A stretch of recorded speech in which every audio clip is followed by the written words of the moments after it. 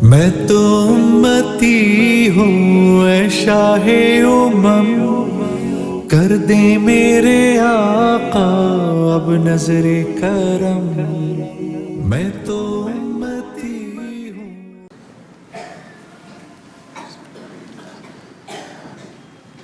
الحمد لله نحمده ونستعينه ونستغفره ونؤمن به ونتوكل عليه ونعوذ بالله من شرور أنفسنا ومن سيئات أعمالنا، من يهده الله فلا مضل له ومن يضلله فلا هادي له، وأشهد أن لا إله إلا الله وحده لا شريك له، وأشهد أن سيدنا ونبينا ومولانا محمدا عبده ورسوله صلی اللہ تعالی علیہ وعلى آلہ وأصحابہ وأزواجہ وذریاتہ وأہل بیتہ وبارک وسلم تسلیما کثیرا کثیرا، اما بعد فاعوذ باللہ من الشیطان الرجیم، بسم اللہ الرحمن الرحیم۔ ان هذا القرآن يهدي للتي هي أقوم ويبشر المؤمنين الذين يعملون الصالحات أن لهم أجرا كبيرا، صدق الله العظيم۔ وقال النبي صلى الله عليه وسلم: أشراف أمتي حملة القرآن وأصحاب الليل، رواه الإمام البيهقي في شعب الإيمان۔ میرے عزیزو، دوستو، بزرگو، بھائیو، اللہ جل شانہ عما نوالہ کا احسان ہے کہ اس نے ہم کو اپنے فضل و کرم سے یہ مجلس مرحمت فرمائی۔ صرف اس کی بخشی ہوئی توفیق ہے جو ہم اور آپ یہاں پر جمع ہیں اور بیٹھے ہوئے ہیں۔ ان مجالس کا فائدہ اس وقت معلوم ہوگا جب قیامت کے دن اللہ کے سامنے حاضر ہوں گے اور حساب و کتاب ہوگا۔ اس وقت اس تھوڑی دیر کا بیٹھنا کتنا کام آئے گا یہ اللہ ہی جانتا ہے۔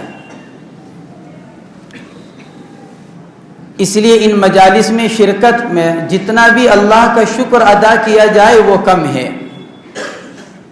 شکر ادا کریں گے تو شکر کرنے سے نعمت میں اضافہ ہوگا۔ لئن شکرتم لازیدنکم، نعمتوں کا شکر کرو گے تو نعمتوں میں زیادتی کروں گا۔ جب نعمت میں زیادتی ہوگی تو نعمت کی بقا کا وعدہ خود بخود ہو گیا، نعمت تو باقی رہے گی، اس لیے کہ باقی رہنے کے بعد ہی زیادتی اور اضافہ ہو سکتا ہے۔ ہاں، ناشکری کرو گے تو پھر یہ ناشکری موجب عذاب ہے۔ وَلَئِن كَفَرْتُمْ مِنَّ عَذَابِي لَشَدِيدٌ۔ اس لیے اللہ جل شانہ عما نوالہ کا احسان ہے کہ اس نے ہمیں اور آپ کو یہاں پر جمع فرمایا اور اپنی دین کی بات سننے کی توفیق مرحمت فرمائی۔ میرے عزیزو، دوستو، بزرگو، بھائیو،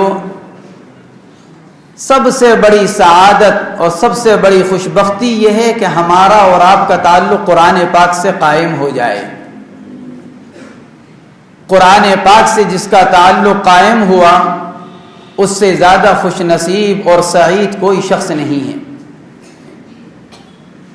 قرآن پاک کا پڑھنے والا، قرآن پاک کے ساتھ اپنا تعلق قائم کرنے والا، حضرت حسن بصری رحمہ اللہ فرمایا کرتے تھے اپنے شاگردوں سے: قارئ القرآن یخاطبہ ربہ وقارئ القرآن یخاطب ربہ۔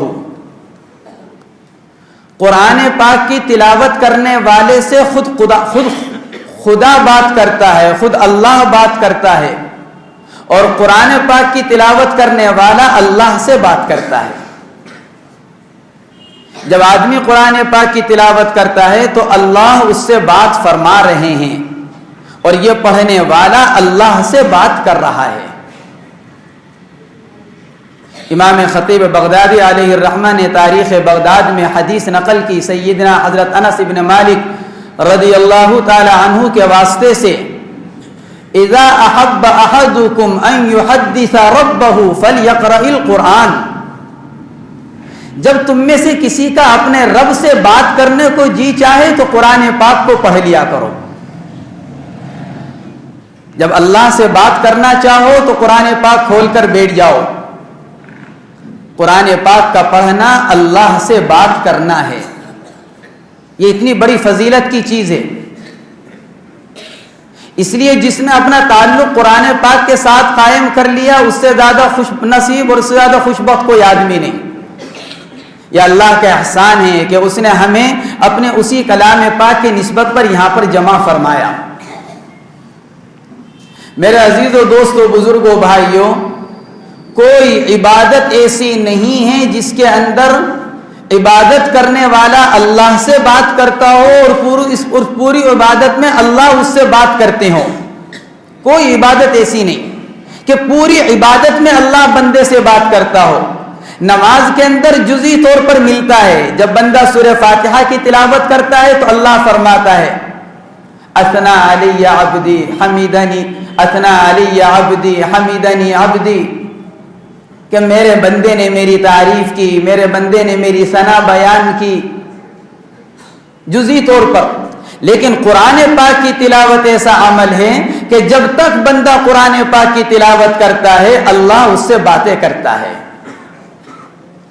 اور جب بندہ قرآن پاک کی تلاوت دنیا کے اندر کرتا ہے تو پھر اللہ جل شانہ اس قرآن پاک کی برکت سے نہ دنیا میں محروم کرتا ہے، نہ قبر میں محروم کرتا ہے اور نہ آخرت میں محروم کرتا ہے.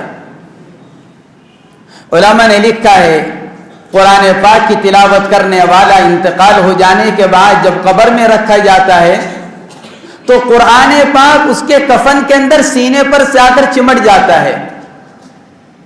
اور جب فرشتے آ کر سوال کرتے ہیں من ربک وما دینک، اور بندہ کچھ جھجک محسوس کرتا ہے اپنے اعمال کی وجہ سے، تو اس وقت قرآن بولتا ہے قل ربی اللہ قل دینی الاسلام.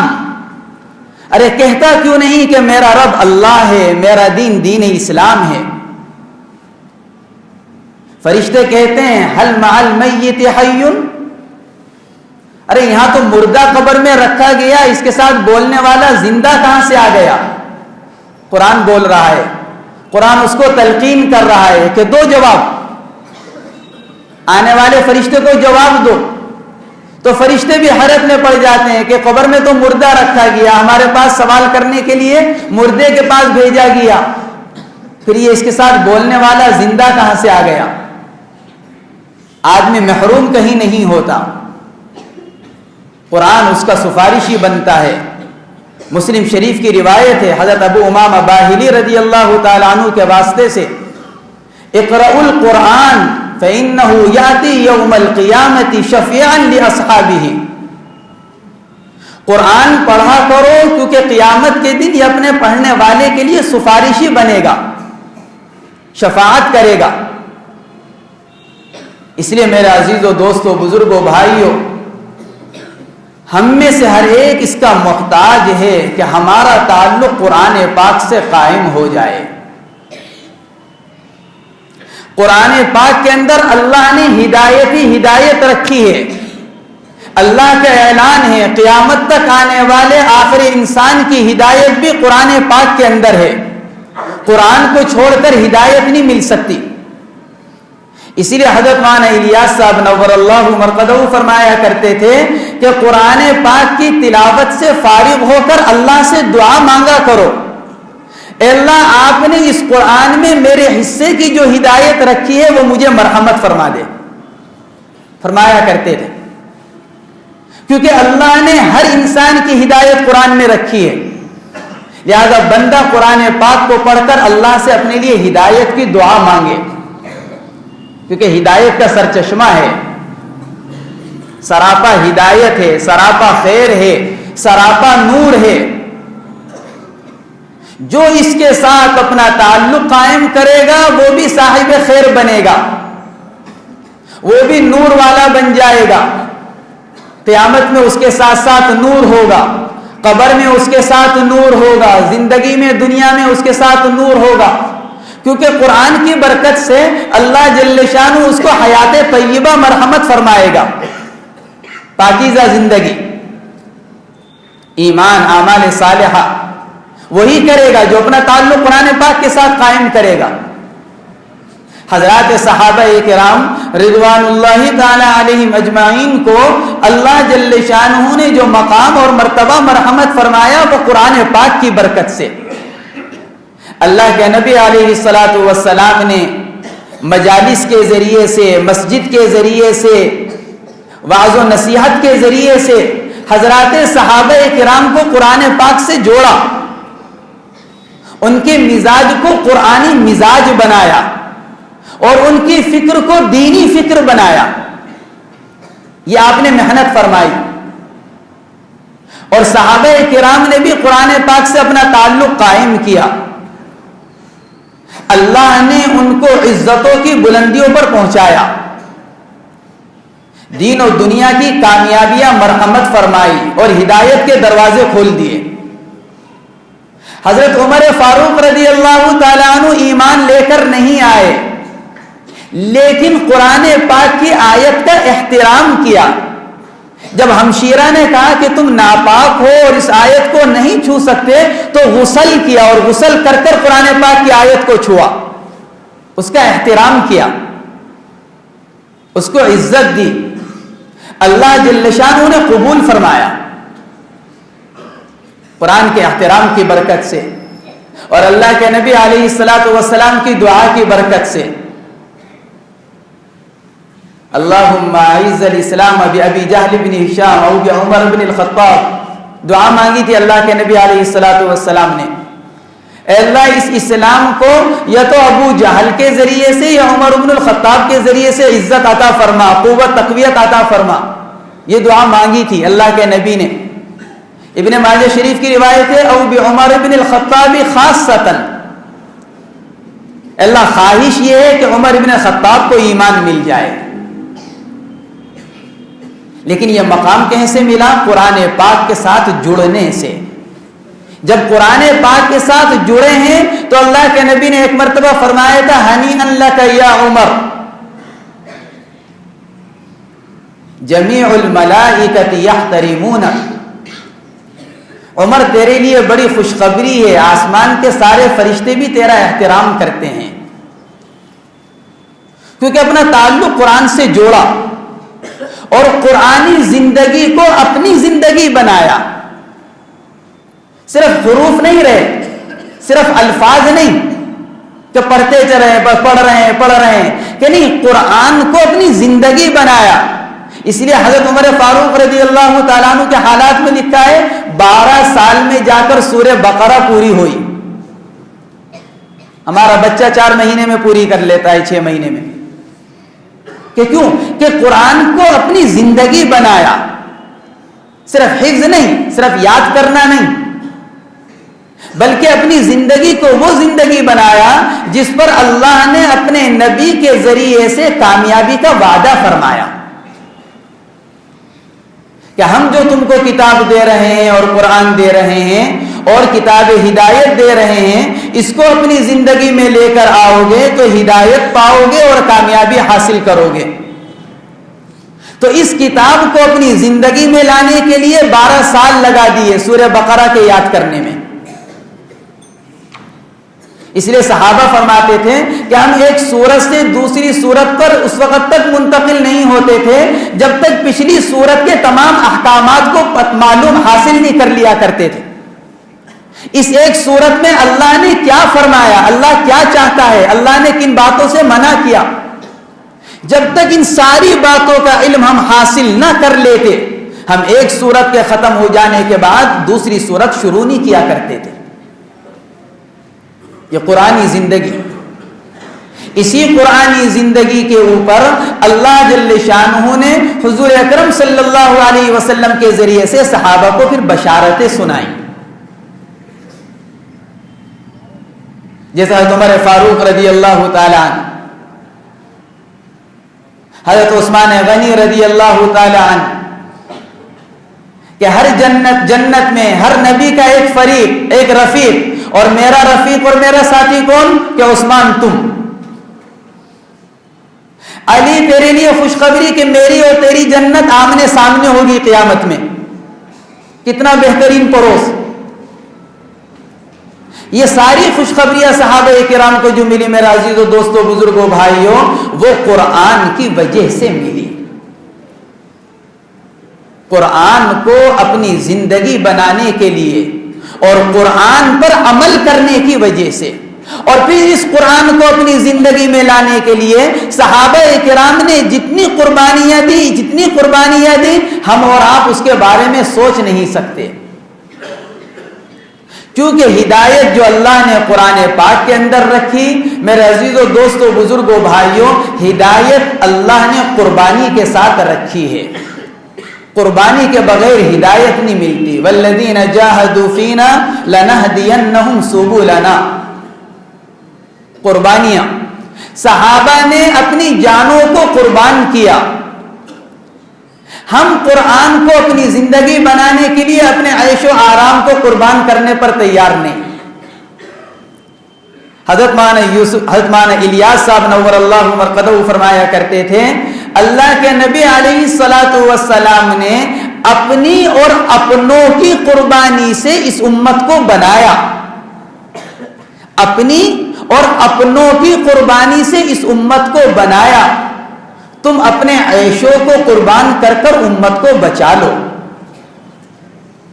امت تو بنی ہوئی ہے، لیکن آج کے اس دور میں چونکہ امت نے قرآن کو چھوڑ دیا اس لیے ہدایت سے دور ہو گئی، اس لیے ہماری ذمہ داری ہے کہ ہم اپنے عیش و آرام کو قربان کر کر اللہ کے نبی علیہ الصلاۃ والسلام نے جو قربانیاں دے کر امت کو بنایا، ہم اس امت کے ایمان کے بچانے والے بن جائیں اور اس کا ذریعہ بن جائیں۔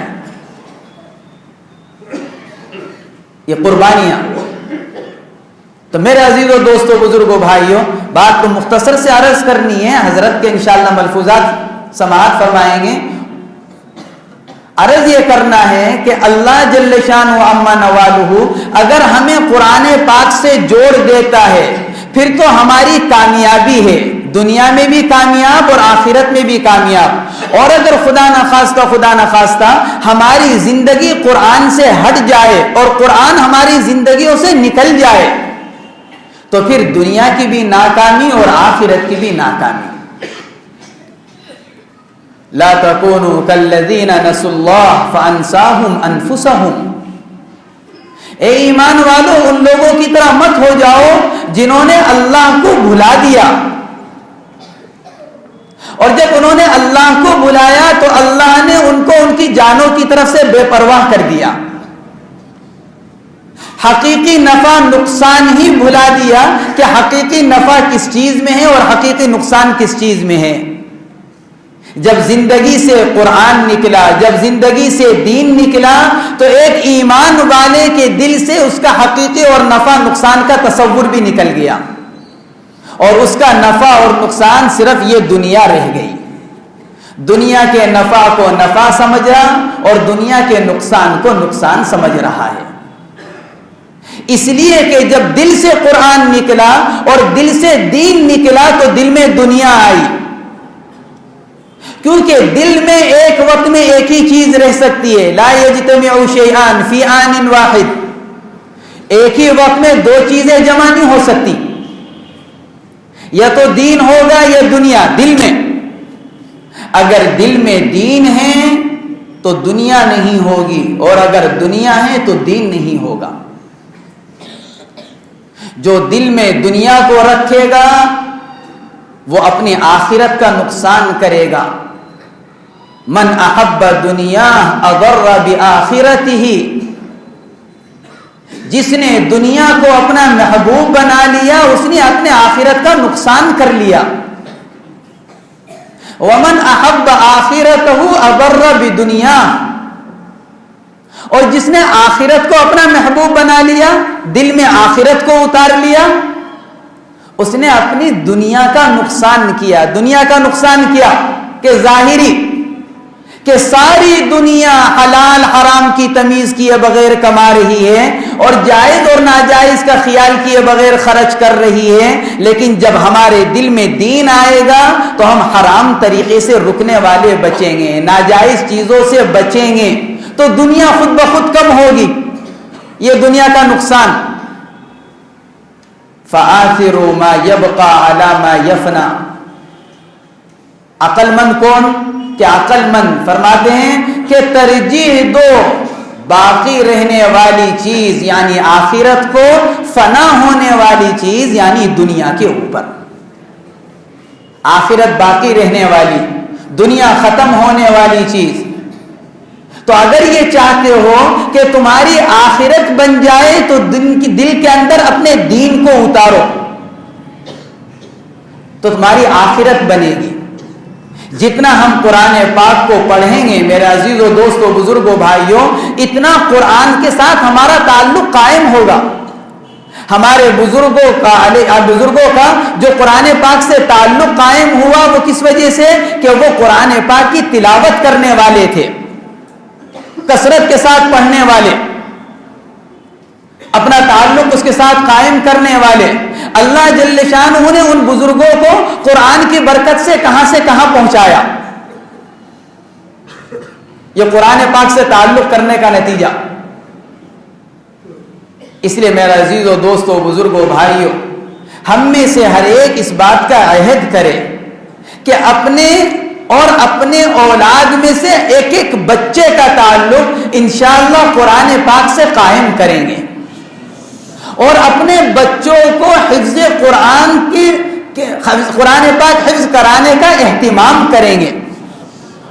اللہ جل شانہ عما نوالہ نے قرآن پاک کے حفظ کرنے پر بچے کے والدین کے لیے جو وعدہ فرمایا ہے اس سے اندازہ لگائیے کہ جو بچہ خود قرآن پاک کو حفظ کرنے والا ہے کل آخرت میں اس کو کیا ملے گا. ہمارے اندر سے چونکہ عمل کی قیمت نکل چکی ہے، ہم آخرت کے اعمال کی قیمت سے ناواقف ہیں، اس لیے عمل کی طرف ہمارے جذبات چلتے نہیں، ارادہ نہیں بنتا. دنیا کی چیزوں کی قیمت چونکہ دل کے اندر بیٹھی ہوئی ہے اور دنیا ہی دل کے اندر ہے، اس لیے دنیا کی چیزوں کی قیمت معلوم ہونے کی وجہ سے ہمارا دل دنیا کی ہر چیز کی طرف لپکتا ہے اور اس کی طرف چلتا ہے. تو قرآن پاک کے جو فضائل ہیں جب ہم ان کو پڑھیں گے، اپنے بزرگوں کے حالات میں ان کو پڑھیں گے سنیں گے تو قرآن پاک کے فضائل کا علم حاصل ہوگا. تو اس کے بعد ہمارا قرآن پاک سے تعلق قائم کرنا آسان ہوگا. اللہ جل شانہ عما نوالہ ہم میں سے ہر ایک کا تعلق قرآن پاک کے ساتھ قائم فرمائے. اپنی بات ختم کرتا ہوں مختصر سی بات اور عرض کر میرے عزیزوں دوستوں بزرگوں بھائیوں، اللہ نے جو یہ قرآن پاک ہم کو مرحمت فرمایا یہ صرف پڑھنے کے لیے نہیں کہ بس پڑھ لیا اور کافی ہے. قرآن پاک کے علماء نے 5 حق رکھے ہیں، مختصر سی بات عرض کرنی ہے. قرآن پاک کے 5 حق ہیں. یہ حقوق کی دنیا ہے، ہر انسان اپنے حقوق کے لیے آواز بلند کر رہا ہے. جماعتیں بنی ہوئی ہیں دوسروں کے حقوق دلوانے کے لیے. ہر ملک میں کئی جماعتیں کہ کوئی کسی پر ظلم نہ کر رہا ہو، دوسرے کا حق ادا کر رہا ہو، چاہے وہ جماعتیں خود کتنا ہی ظلم کیوں نہ کر رہی ہوں. یہ حقوق کی دنیا ہے کہ حق ادا کرو، حق ادا کرو، حق ادا کرو، ہمارا حق دو، ہمارا حق دو. قرآن پاک کے بھی 5 حق ہیں. اس کا سب سے پہلا حق قرآن پاک کا یہ ہے کہ قرآن پاک پر ایمان لایا جائے، قرآن کو کتاب ہدایت سمجھا جائے، اس کو اللہ کا کلام سمجھا جائے کہ یہ اللہ نے نازل کیا ہے اپنے نبی محمد صلی اللہ علیہ وسلم کے اوپر. سب سے پہلا حق اس پر ایمان لانا، یہ اس کا سب سے پہلا حق ہے. جب تک اس حق کو ادا نہیں کیا جائے گا کوئی شخص ایمان والا شمار نہیں ہو سکتا. ایمان والا ہی جب بنے گا جب پہلے حق کو ادا کرے گا کہ کیا؟ کہ قرآن پر ایمان لے کر آئے. ایمان لانے کے بعد قرآن کا دوسرا حق کیا ہے کہ قرآن پاک کی تلاوت کرنا. قرآن پاک کو پڑھا جائے، روزانہ اپنا معمول بنایا جائے، قرآن پاک کی تلاوت کا روزانہ کا معمول بنایا جائے۔ ہمارے حضرت شیخ مولانا یونس صاحب نور اللہ مرقدہ فرمایا کرتے تھے کہ حافظ کے لیے تو ایک سپارہ روزانہ پڑھنا ضروری ہے، مغرب کے بعد اوابین میں روزانہ ایک پارہ پڑھنے کا حافظ اہتمام کرے، اور اپنے پاس آنے والے ہر حافظ کو اس کی طرف متوجہ فرمایا کرتے تھے کہ اگر حافظ ہو تو روزانہ ایک پارہ پڑھنے کا اہتمام کرو، اور اگر حافظ نہیں ہو تو جتنا پڑھ سکتے ہو اتنا روزانہ کچھ نہ کچھ پڑھا کرو، کیونکہ قرآن یہ کتاب تلاوت ہے۔ اللہ نے قرآن پاک سے پہلے جتنی کتابیں نازل فرمائی وہ کتابیں تلاوت نہیں ہیں، ان میں اللہ نے احکامات نازل فرمائے، شریعت نازل فرمائی نفاذ کے لیے، لیکن خود قرآن پاک ایسی کتاب ہے کہ جس کے پڑھنے پر ثواب ہے، ایک ایک حرف پر وعدہ کیا گیا نیکیوں کا۔ امام غزالی علیہ الرحمہ نے احیاء العلوم میں سیدنا حضرت علی رضی اللہ تعالی عنہ کے واسطے سے حدیث نقل کی قرآن پاک کی تلاوت کے ثواب پر۔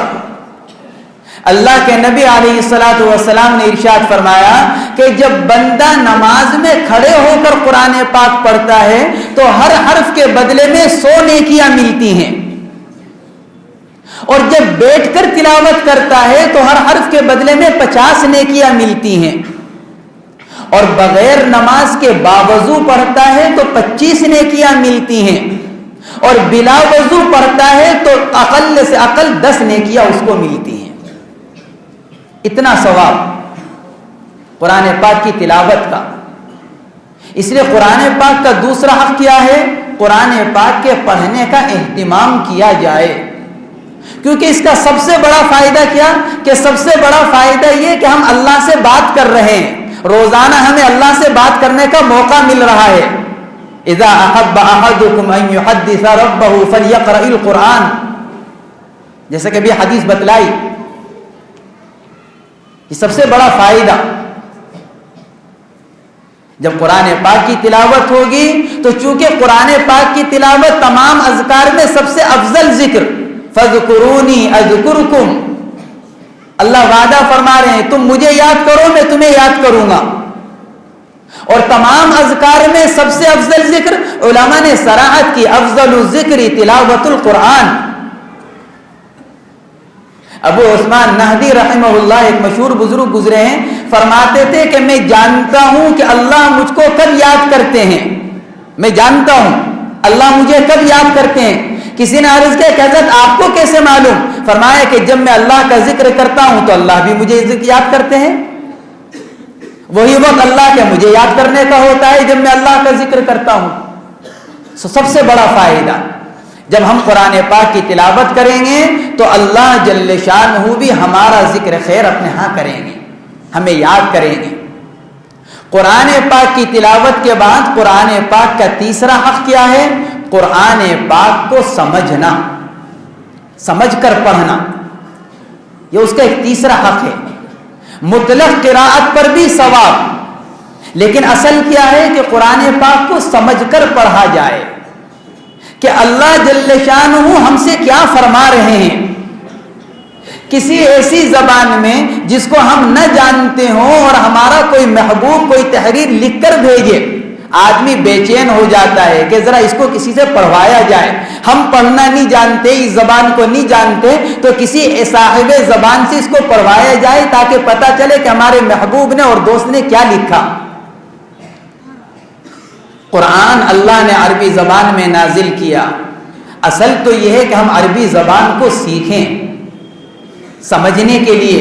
کس کو سمجھنے کے لیے؟ قرآن و حدیث کو سمجھنے کے لیے، کیونکہ قرآن و حدیث عربی میں ہے تو ہمیں عربی زبان سیکھنی چاہیے۔ احب العرب لثلاث، حدیث ہے کہ عربوں سے 3 وجہ سے محبت کرو۔ القرآن عربی، کہ قرآن عربی زبان میں، اور میں بھی عربی، ولسان اہل الجنت عربی، اور جنت میں بولی جانے والی زبان بھی عربی.